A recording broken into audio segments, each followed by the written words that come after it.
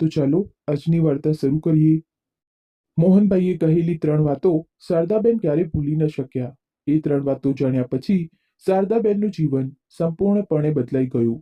શારદાબેનના જીવનમાં ઘણી એવી ક્ષણો આવી જ્યારે તેઓ સંપૂર્ણપણે તૂટી ગયા હતા, પરંતુ તેમણે મોહનભાઈની 3 વાતોને પોતાના જીવનમાં સમાવી લીધી અને આજે તેઓ તેમના દીકરા, વહુ અને પૌત્રી સાથે સુખી જીવન જીવી રહ્યા છે। તે 3 વાતો કઈ હતી? મોહનભાઈ ભલે 60 વર્ષની ઉંમર વટાવી ગયા હતા, પરંતુ તેઓ હજુ પણ હૃદયથી યુવાન હતા। તેમનો નાનો પરિવાર હતો, પત્ની શારદાબેન, મોટો દીકરો અમન, વહુ મનીષા અને નાનો દીકરો રોહિત, જે હજુ કોલેજમાં અભ્યાસ કરી રહ્યો હતો।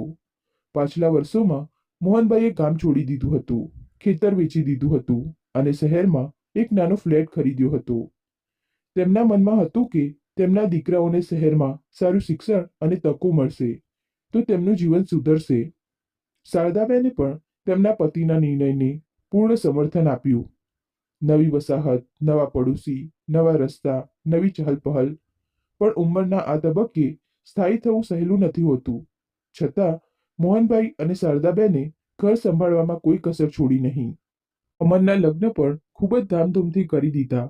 મનીષા એક શિક્ષિત, સુંદર અને બુદ્ધિશાળી છોકરી હતી। થોડા મહિનાઓ સુધી બધું બરાબર ચાલ્યું, પણ જેમ જેમ સમય પસાર થતો ગયો તેમ તેમ સંબંધોની હૂંફમાં તિરાડ પડવા લાગી। શારદાબેનની સામે મનીષાનો એક અલગ જ ચહેરો દેખાવા લાગ્યો। જ્યારે અમરને નોકરીમાં પ્રમોશન મળ્યું ત્યારે તેની જવાબદારીઓ પણ વધી ગઈ। હવે તે મોડી રાત સુધી ઓફિસમાં કામ કરતો અને રજાઓમાં પણ મીટિંગો હોતી। શારદાબેનને ખરાબ લાગવા લાગ્યું કે હવે તેમનો દીકરો તેમની વાત નથી સાંભળતો। મનીષા પણ નોકરી કરતી હતી અને તેની પણ ઓફિસ હતી। આવી સ્થિતિમાં મોહનભાઈ અને શારદાબેનની દિનચર્યા તેમના દીકરા અને વહુની રાહ જોવામાં પસાર થતી હતી। એક રાત્રે શારદાબેને ધીરજ ગુમાવી અને રસોડામાં બેસીને રડવા લાગ્યા। મોહનભાઈએ અવાજ સાંભળ્યો તો તેમની બાજુમાં આવીને બેઠા। શું થયું શારદા, તું કેમ રડે છે? તેમણે પ્રેમથી પૂછ્યું। ત્યારે શારદાબેને રડતા રડતા કહ્યું, અહીં આપણું કોણ છે? દીકરો પોતાની દુનિયામાં વ્યસ્ત છે અને વહુ પોતાની દુનિયામાં વ્યસ્ત છે। આપણે બંને આ ઘરમાં બોજ બનીને રહી ગયા છીએ। કોઈ પાસે પણ આપણા માટે થોડો પણ સમય નથી। બાળકો આ કેવું જીવન જીવી રહ્યા છે? તેઓ પોતાનામાં એટલા ખોવાઈ ગયા છે કે તેમને ખબર પણ નથી કે તેમના માતા પિતા તેમની સાથે રહે છે। તેમને તેમના માટે પણ થોડો સમય કાઢવો જોઈએ। ત્યારે મોહનભાઈએ તેમની પીઠ પર હાથ મૂક્યો। શારદા, કમજોર ના બનીશ। સાંભળ, આજે હું તને 3 વાતો કહું છું, તેને તારા જીવનમાં ઉતારી લેજે।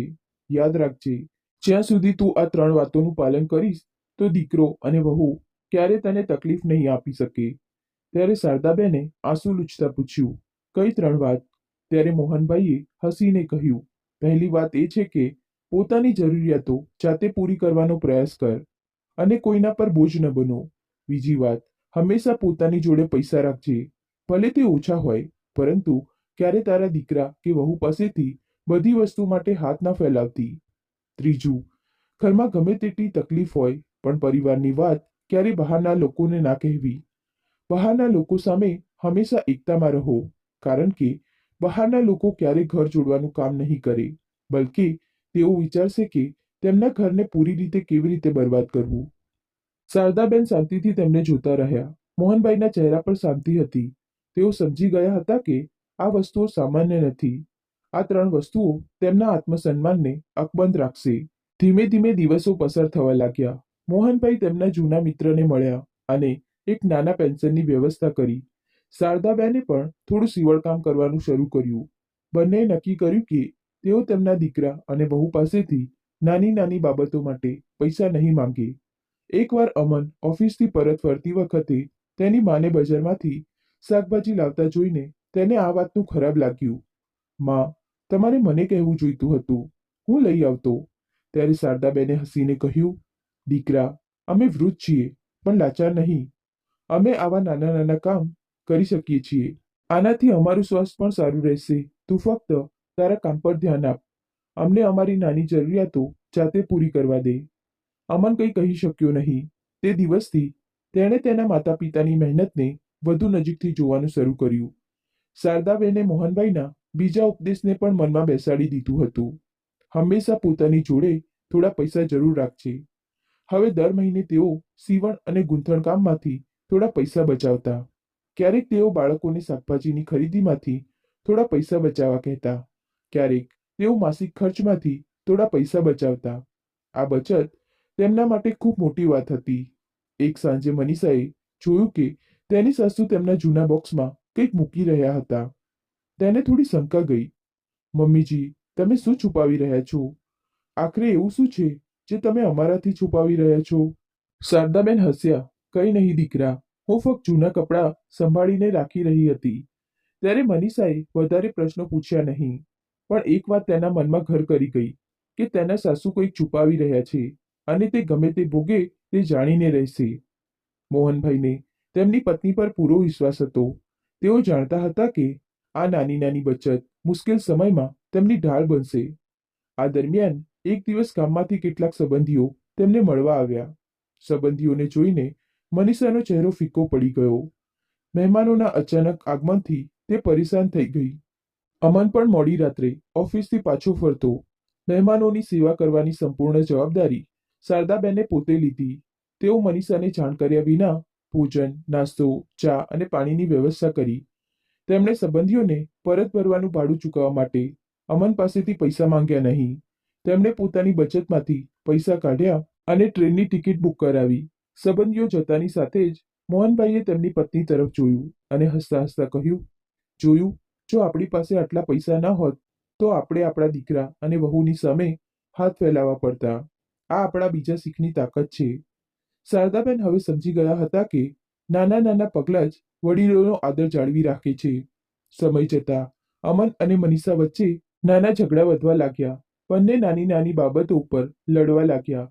કામના દબાણના કારણે અમન ઘણીવાર ચીડચીડિયો થઈ જતો અને ક્યારેક મનીષા પણ તેને વળતો જવાબ આપતી, જેના કારણે ઘરનું વાતાવરણ ક્યારેક તંગ બની જતું. એકવાર રોહિત કોલેજથી પાછો આવ્યો અને તેણે અમનને મનીષા પર બૂમો પાડતો જોયો તો તે ડરી ગયો અને તેની મા પાસે દોડી ગયો. માં, ભાઈ અને ભાભી ફરી લડી રહ્યા છે. માં, ભાઈ અને ભાભીને શું થઈ ગયું છે? તેઓ આટલા બધા ઝઘડા કેમ કરે છે? ત્યારે શારદાબેને રોહિતને ગળે લગાવ્યો. દીકરા, આ વાતો બહાર ન જવી જોઈએ. આપણી વાતો આપણા ઘરમાં જ રહે તે સારું છે. જો બહારના લોકોને ખબર પડશે તો તમાશો બની જશે. અને હા, તારે આ બધી વાતો પર ધ્યાન આપવાની જરૂર નથી. ફક્ત તારા અભ્યાસ પર ધ્યાન આપ. બાકીનું બધું કેવી રીતે કરવું અને શું કરવું અમે સંભાળી લઈશું. તેની માએ સમજાવ્યા પછી રોહિત તેના રૂમમાં ગયો. તે સમયે શારદાબેનની પાડોશી રજનીબેન આવ્યા. આંગણામાં દલીલોનો થોડો અવાજ સાંભળીને તેમણે પૂછી જ લીધું, શું વાત છે શારદાબહેન? બધું બરાબર છે ને? એવું લાગે છે કે બાળકો એકબીજા સાથે લડી રહ્યા છે. ત્યારે શારદાબેને હસીને કહ્યું, અરે કંઈ નહીં બહેન, અમન ઓફિસના કામથી થોડો ચિંતામાં છે એટલે જ થોડું મોટેથી બોલી ગયો. બાકી બધું બરાબર છે. બિલકુલ ચિંતા ના કરો. ચા પીવાની ઈચ્છા હોય તો કહો. રજની કાકી હસ્યા અને વિષય બદલાઈ ગયો. મોહનભાઈ દૂર બેઠા બેઠા આ બધું જોઈ રહ્યા હતા. તેમને ખબર પડી ગઈ હતી કે શારદાબેને ત્રીજી શીખ પણ ગાંઠ બાંધી લીધી છે.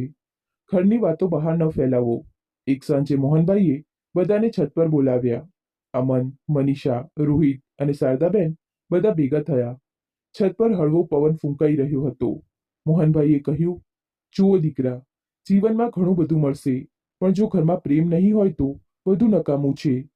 અમે વૃદ્ધ છીએ, પણ અમે ઈચ્છીએ છીએ કે તમે બધા ખુશ રહો. ત્યારે અમન શર્મિંદા થતા બોલ્યો, મને માફ કરજો પિતાજી, અમે નાની નાની વાતોમાં ગૂંચવાઈ જઈએ છીએ. મનીષાની આંખો પણ ભીની હતી. મમ્મીજી, મેં તમને ઘણીવાર તકલીફ આપી હશે. શારદાબેને બધાના માથા પર હાથ ફેરવ્યો. કોઈ વાંધો નહીં દીકરા, અમે ફક્ત એટલું જ ઈચ્છીએ છીએ કે આ ઘર હંમેશા ઘર રહે, તે ચાર દિવાલોનું મકાન ન બને. તે રાત્રે બધા છત પર સાથે જમ્યા. હાસ્ય, જૂની યાદો, રોહિતની કોલેજની વાતો, આ બધું તે પરિવાર માટે ખુશીના તાતણા હતા. સમય કોઈનો નથી હોતો. મોહનભાઈને અચાનક છાતીમાં તીવ્ર દુખાવો થયો. અમન અને રોહિત તરત જ તેમને હોસ્પિટલ લઈ ગયા. જ્યારે તેમની તપાસ કરવામાં આવી ત્યારે ડોક્ટરે કહ્યું, તેમની ઉંમર થઈ ગઈ છે અને તેમનું હૃદય થોડું નબળું પડી ગયું છે. હવે તેમને ખૂબ આરામની જરૂર છે. મોહનભાઈ હોસ્પિટલના પલંગ પર સૂતા હતા શારદાબેન તેમના પલંગ પાસે બેઠા હતા. તેમની આંખોમાં ડર હતો. તેઓ મજબૂત દેખાતા હતા, પણ અંદરથી ડરી ગયા હતા. મોહનભાઈએ તેમનો હાથ દબાવ્યો. શારદા, ડરીશ નહીં. મેં તને કહેલી 3 વાતો યાદ રાખજે. જો હું ના રહું તો પણ આ વાતો તારો સહારો બનશે. ત્યારે શારદાબેને આંસુભરી આંખો સાથે કહ્યું, જો તમે નહીં રહો તો આ ઘર કેવી રીતે ચાલશે? ત્યારે મોહનભાઈએ ખૂબ જ ધીમા અવાજે કહ્યું, ફક્ત તારા સ્વાભિમાનથી જ આ ઘર ચાલશે, અને આ 3 વાતો તારી તાકાત બનશે.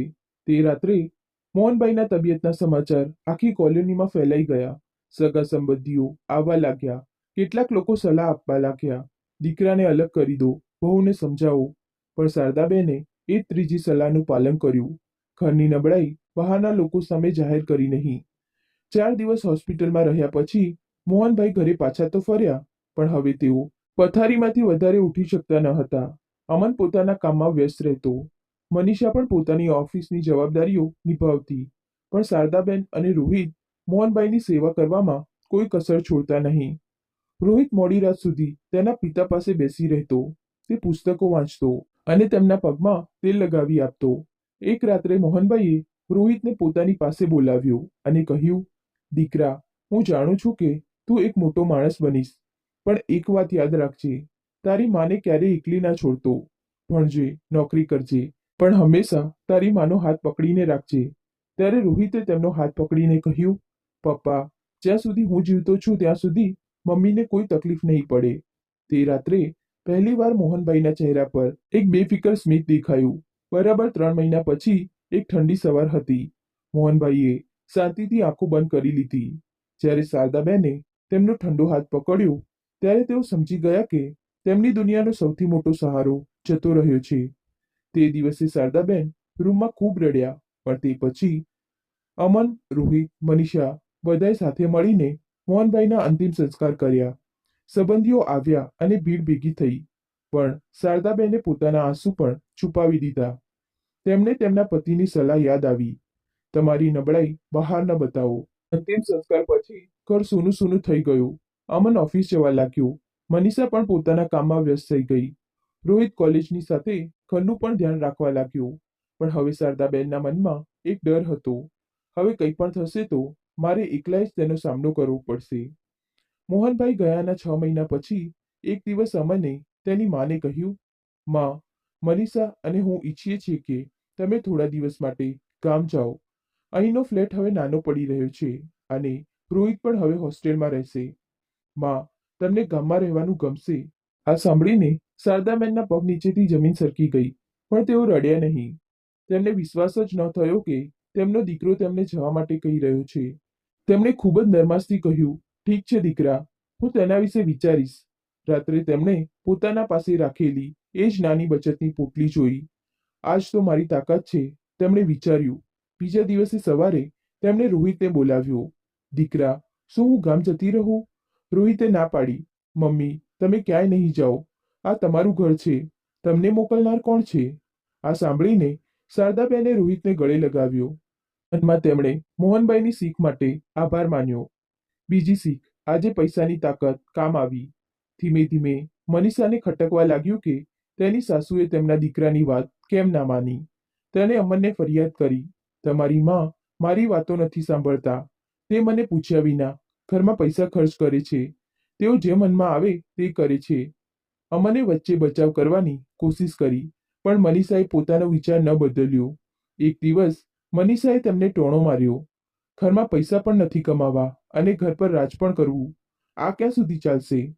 શારદાબેને કોઈ જવાબ આપ્યો નહીં. તેમણે ફક્ત એટલું જ કહ્યું, દીકરા, હું મારી જરૂરિયાતો જાતે પૂરી કરીશ. તારે મારો બોજ નહીં ઉઠાવવો પડે. મનીષાને સમજાયું નહીં કે આ જવાબ ક્યાંથી આવ્યો. તે ચીડાઈ ગઈ, પણ તેના મનમાં એક ડર પણ બેસી ગયો, સાસુમાં કમજોર નથી. આ બધી પરિસ્થિતિઓ વચ્ચે એક દિવસ કોલોનીમાં રહેતા એક પાડોશીએ શારદાબેનને કહ્યું, તમારી વહુ ખૂબ જ તેજ છે. મેં સાંભળ્યું છે કે તે ખૂબ લડે છે. શારદાબેને એ ત્રીજો પાઠ અનુસર્યો. અરે નાના, મારી મનીષા વહુ ખૂબ જ સારી છે. આજકાલ નોકરીના દબાણના કારણે તે થોડી ચિંતામાં છે. પડોશી ચૂપ થઈ ગઈ. પણ શારદાબેન જાણતા હતા કે જો તે બહારના લોકો સામે તેમની વહુ વિશે ખરાબ બોલશે તો એક દિવસ તે જ વાત તેમના પર ઉલટી થશે. રોહિતે પોતાનો અભ્યાસ પૂરો કરી લીધો હતો. મોહનભાઈ ગયા પછી તેણે વધુ સમર્પણ સાથે અભ્યાસ કર્યો. કોલેજમાંથી બહાર નીકળતાની સાથે જ તેને એક મોટી કંપની તરફથી નોકરીની ઓફર મળી. પહેલા જ મહિનામાં તેને એટલો સારો પગાર મળ્યો કે તેણે આવીને તેની માને કહ્યું, માં, હવે તમારો દીકરો કમાવા લાગ્યો છે. હવે તમે કોઈની સામે હાથ નહીં ફેલાવો. હું તમારી સાથે છું. શારદાબેનની આંખોમાં ચમક આવી ગઈ. દીકરા, ભગવાન તને પ્રગતિ આપે. ફક્ત એક વચન આપ, ખમણ ના કરતો. મહેનતથી કમાયેલ ધન હંમેશા પવિત્ર હોય છે. તેનો કાળજીપૂર્વક ઉપયોગ કર. રોહિત તેની માના પગે લાગ્યો. તેને યાદ આવ્યું કે તેના પિતાએ કહ્યું હતું કે હંમેશા પોતાની માનો હાથ પકડીને રાખજે. રોહિતને નોકરી મળ્યાના થોડા મહિના પછી અમનને એક નાના શહેરમાં પોસ્ટિંગ મળવાનું હતું, પણ અમન ત્યાં જવા માંગતો ન હતો. ધીમે ધીમે ઘરમાં આર્થિક તંગી તેમને પરેશાન કરવા લાગી. મનીષાની ઓફિસ પણ ખોટમાં ચાલી રહી હતી. આવી સ્થિતિમાં બંને વચ્ચે ખુલ્લેઆમ ઝઘડા થવા લાગ્યા. એક રાત્રે તેમની વચ્ચે એટલી મોટી લડાઈ થઈ ગઈ કે રોહિતે વચ્ચે આવવું પડ્યું. શારદાબેન રસોડામાં ચૂપચાપ બેઠા બધું સાંભળી રહ્યા હતા. જો તેઓ ઈચ્છતા તો પડોશીઓ પાસે જઈને કહી શકતા હતા કે દીકરા અને વહુ વચ્ચે શું ચાલી રહ્યું છે, પરંતુ તેમણે ત્રીજી શીખનું પાલન કર્યું. ઘરની વાત ઘરમાં રહેશે. એક રાત્રે મનીષાએ અમનને કહ્યું, તમારી માને કહો કે તેઓ આપણી ઈચ્છા મુજબ ચાલશે, નહીતર હું આ ઘરમાં નહીં રહું. ત્યારે અમન થાકેલા સ્વરે બોલ્યો, તારે શું જોઈએ છે? માને ક્યાં મોકલી દઉં? ત્યારે મનીષાએ ઠંડા અવાજે કહ્યું, તેમને વૃદ્ધાશ્રમ મોકલી દો. દર મહિને પૈસા મોકલી દઈશું. પછી ઘરમાં શાંતિ રહેશે. હું બિલકુલ નથી ઈચ્છતી કે તેઓ આપણી સાથે રહે. શારદાબેને પણ આ બધી વાતો સાંભળી લીધી, પણ તેમના આંસુ ન નીકળ્યા. તેઓ પોતાના રૂમમાં ગયા અને પોતાની નાની પોટલીમાંથી થોડા પૈસા કાઢ્યા. તેમણે નક્કી કર્યું, જરૂર પડશે તો હું મારો રસ્તો જાતે બનાવીશ, પણ હું કોઈના પર બોજ નહીં બનું. સવાર પડતા જ રોહિતે તેની માને કહ્યું, માં, તમે ક્યાંય નહીં જાઓ.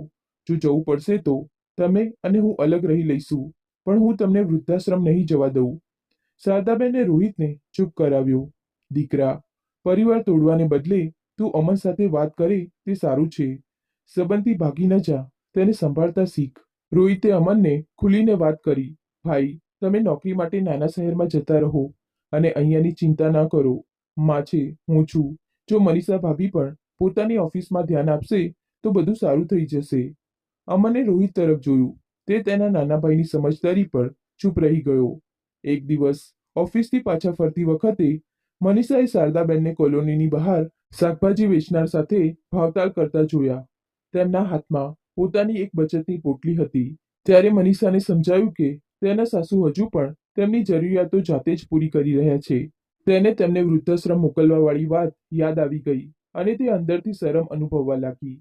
તે રાત્રે તેણે પહેલીવાર શારદાબેનના પગ સ્પર્શ કર્યા. મમ્મીજી, મને માફ કરી દો.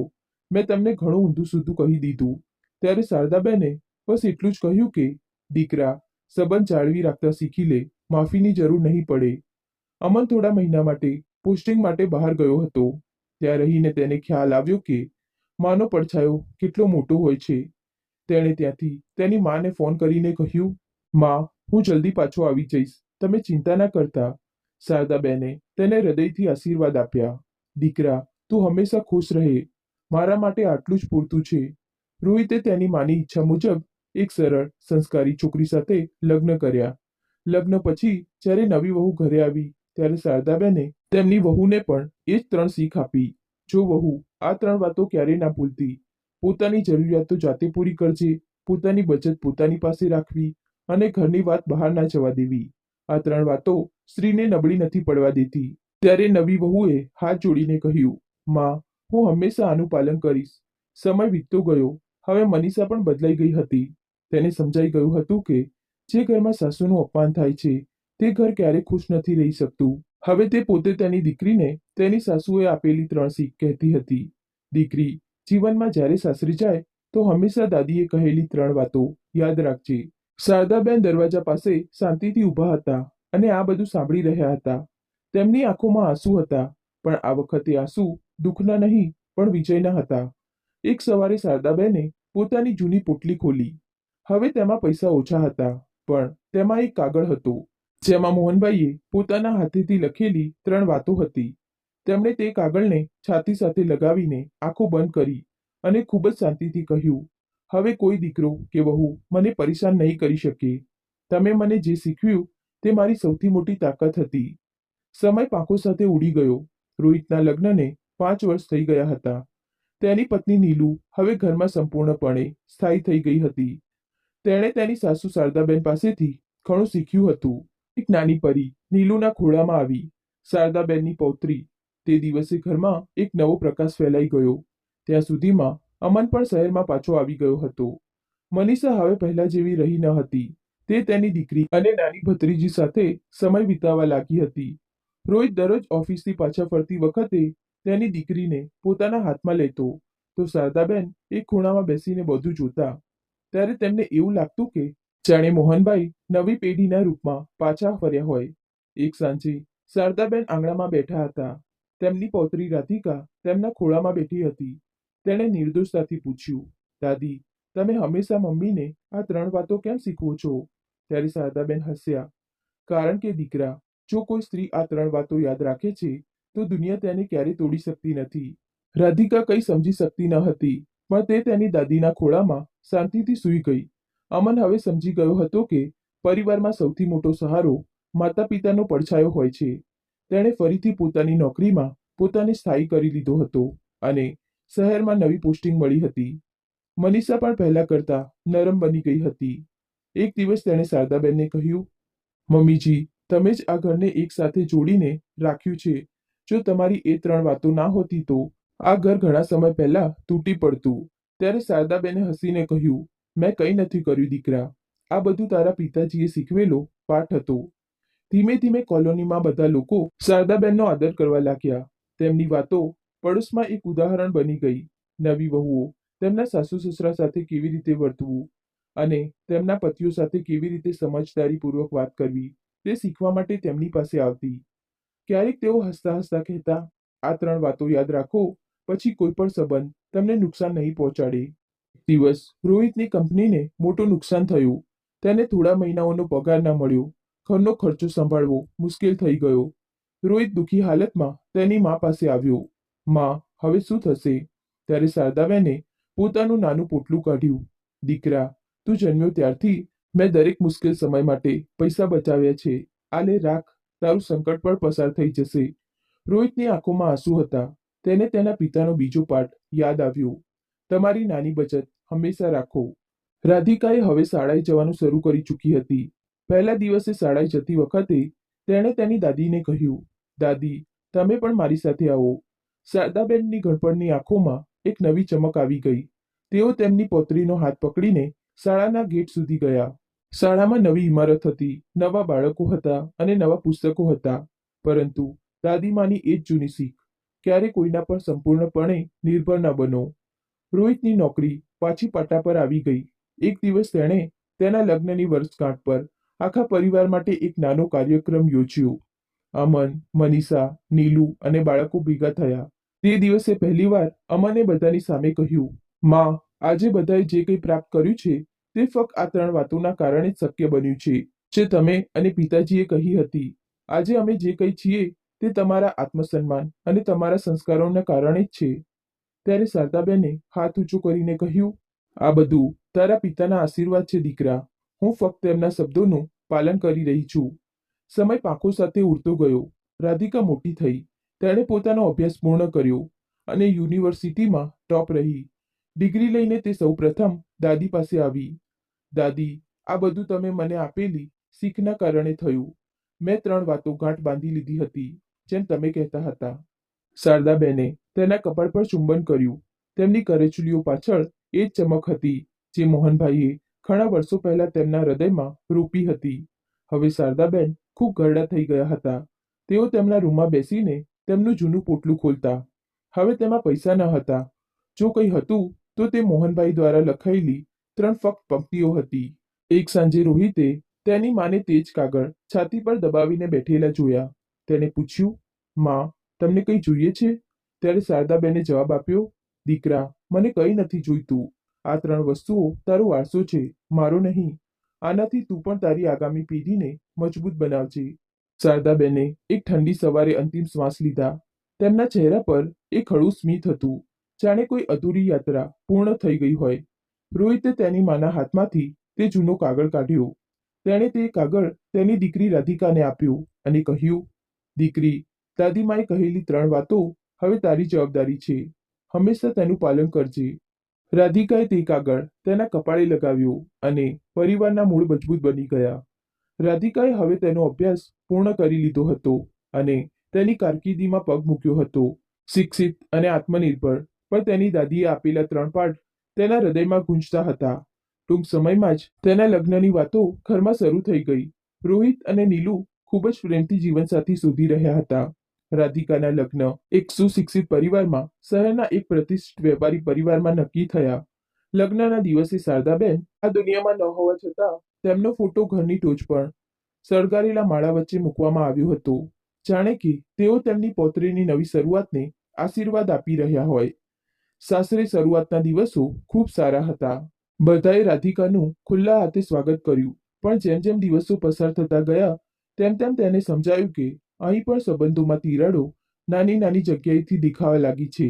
તેની સાસુ તેને દરેક નાની વાતમાં રોકતી હતી. તે આવું કેમ કર્યું, તેવું કેમ કર્યું.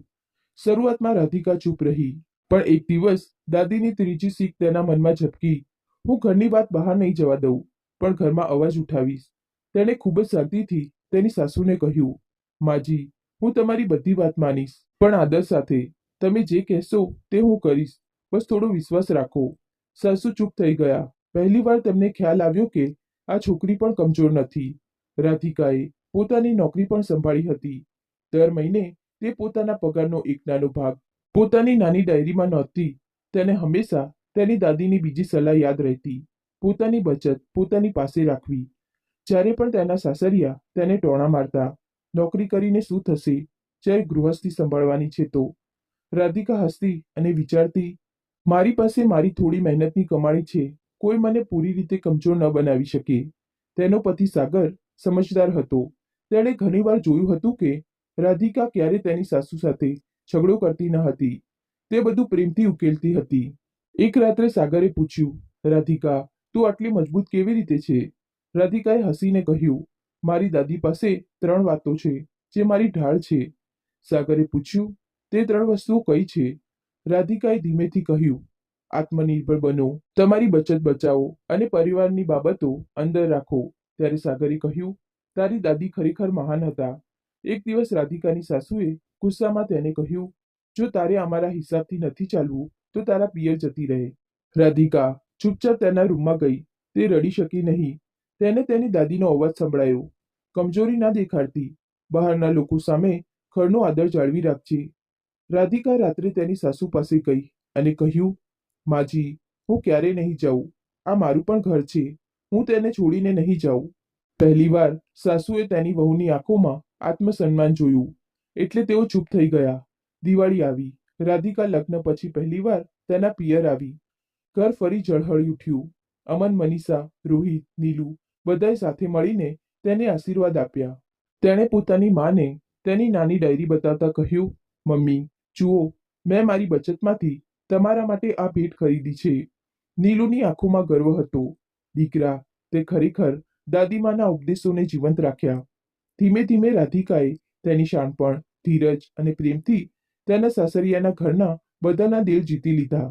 તેના આત્મસન્માનથી સંબંધો અકબંધ રહ્યા અને તેની બચતે તેને નિર્ભર બનાવી. એક દિવસ એક નવી વહુ કોલોનીમાં આવી અને રાધિકાને પૂછ્યું, તમારું બધું આટલું સારી રીતે કેવી રીતે ચાલે છે? ક્યારે કોઈ સમસ્યા નહીં?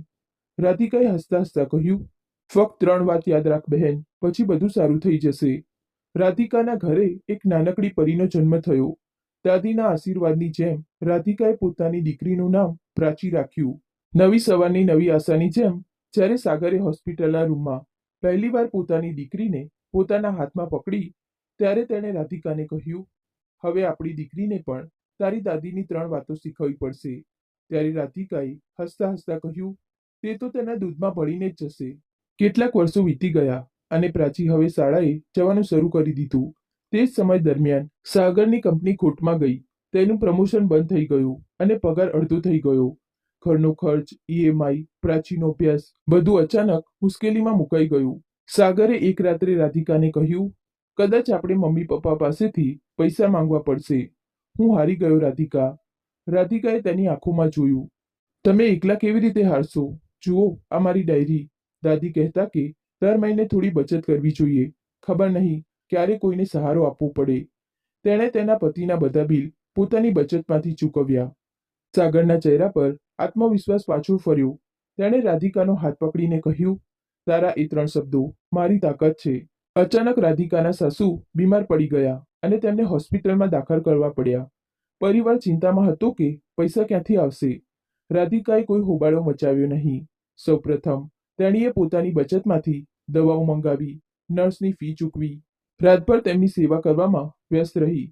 એક રાત્રે પથારી પર સૂતી વખતે તેની સાસુએ રાધિકાને કહ્યું, તું ખરેખર મારા માટે દીકરી કરતાં પણ વધારે છે. મેં તને ક્યારેય સમજી નહીં. મને માફ કરી દે. રાધિકાએ તેમનો હાથ પકડ્યો. માં, સંબંધોને જાળી રાખવાથી મજબૂત બને છે, છોડી દેવાથી નહીં. પ્રાચી હવે 8 વર્ષની હતી. એક સાંજે તેણે તેની માને પૂછ્યું, મમ્મી, તું હંમેશા તારી ડાયરીમાં પૈસા કેમ રાખે છે? રાધિકાએ તેને પોતાની બાજુમાં બેસાડી અને કહ્યું, દીકરા, મારા દાદીમાં કહેતા હતા કે જરૂર પડે ત્યારે કોઈની સામે હાથ ના ફેલાવતા. પોતાના પર વિશ્વાસ રાખો. તેથી હંમેશા તમારી નાની બચત રાખો. પ્રાચીએ નિર્દોષતાથી કહ્યું, હું પણ મારી પીગી બેંકમાં રાખીશ મમ્મી. રાધિકાએ તેને ગળે લગાવી. દાદીની ત્રીજી પેઢી તૈયાર હતી. રાધિકા હવે વસાહતની સ્ત્રીઓ માટે એક ઉદાહરણ બની ગઈ હતી. નવી વહુઓ તેની પાસે આવતી. કેટલીક તેની સાસુથી પરેશાન તો કેટલીક તેમના પતિથી. તે તેમને ફક્ત 3 વાતો સમજાવતી. ધીમે ધીમે રાધિકાની સલાહ પર મહિલાઓએ નાની નાની બચત જૂથો બનાવવાનું શરૂ કર્યું. કેટલાક સિલાઈ ભરતકામ શીખી રહ્યા હતા, કેટલાક ટિફિન સેન્ટર ખોલી રહ્યા હતા. પરંતુ એક વાત બધાના મનમાં બેસી ગઈ હતી, આત્મનિર્ભર બનો, પૈસા બચાવો, ઘરની ઇજ્જત ઘરની બહાર ન જવા દો. સાગરની મહેનત રંગ લાવી. તેને નવી નોકરી મળી અને તે પાછો પાટા પર આવી ગયો. એક દિવસ તે રાધિકાને ઓફિસથી લેવા આવ્યો. ગાડીમાં બેઠા બેઠા તેને કહ્યું, જો તું ન હોત તો હું ઘણા સમય પહેલા તૂટી ગયો હોત. તારી દાદીએ કહેલી તે 3 વાતો હવે મારી પણ તાકાત છે. ત્યારે રાધિકાએ હસીને કહ્યું, આ વાતો મને તૂટવા નથી દેતી. આ તેની તાકાત છે. પ્રાચી હવે શાળામાં ટોપર હતી. એક નિબંધ સ્પર્ધામાં તેને લખ્યું હતું કે મારો સૌથી મોટો હીરો મારી મમ્મી છે અને તેના હીરો મારા દાદી છે, જે હવે આ દુનિયામાં નથી રહ્યા. પરંતુ તેમણે અમને 3 વાતો આપી, જે આજે પણ અમારી ઢાળ છે. જ્યારે પ્રાચીએ સ્ટેજ પરથી આ વાંચ્યું તો તેના દાદીના ફોટાને હાર પહેરાવવા માટે બધા ઊભા થયા અને તાળીઓ વગાડી. ત્યારે રાધિકાએ હવે નક્કી કર્યું કે તે દાદીના 3 ઉપદેશો ફક્ત તેના પરિવાર સુધી મર્યાદિત નહીં રાખે. તે તેને દરેક સ્ત્રી સુધી પહોંચાડશે જે કોઈ સમસ્યાથી પીડાઈ રહ્યું છે. તેણે કોલોનીમાં સ્વાભિમાન મહિલા સમૂહ શરૂ કર્યો, જેમાં દરેક મહિલાને આત્મવિશ્વાસ, બચત અને કૌટુંબિક ગૌરવ શીખવવામાં આવતું હતું. અમુક બાબતો એવી હોય છે જે આપણા જીવનને સંપૂર્ણપણે બદલી નાખે છે. આ રીતે સુખી જીવન જીવવાની મોહનભાઈની આ 3 વાતો હતી. તો તમને વાર્તા કેવી લાગી? જો તમને વાર્તા ગમી હોય તો લાઈક, કોમેન્ટ અને શેર કરજો. અને જો તમે નવા હોય તો ચેનલને સબસ્ક્રાઇબ કરજો. તો ચાલો ફરી મળીએ એક નવી વાર્તા સાથે.